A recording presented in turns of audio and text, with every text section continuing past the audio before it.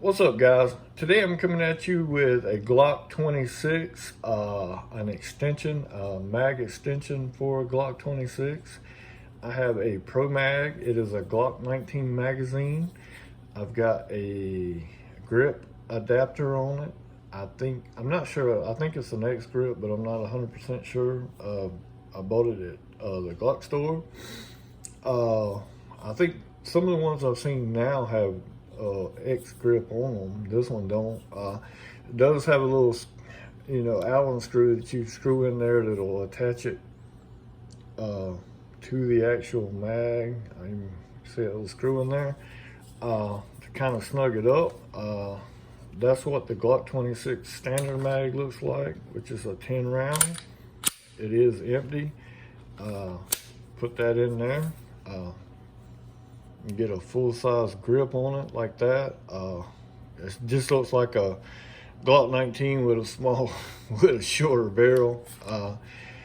This magazine hadn't had any failures or any kind of issues with it. I would suggest though, if you got the money to buy just a regular Glock 19 magazine and then put the adapter on that. A lot of people have mixed results with Pro Mag stuff. I haven't had any problems with it. It's worked good for me. It's pretty cheap. I think I paid $19.99 for it at a local gun store around here. It's got the orange follower on it, so, safety, last round hold open. I paid, I want to say $20 for that, and then I paid $7 for shipping, because the Glock store is in, I think, California. So, I got a little bit of money tied up in it, but to have 15 plus 1, I thought it was worth it.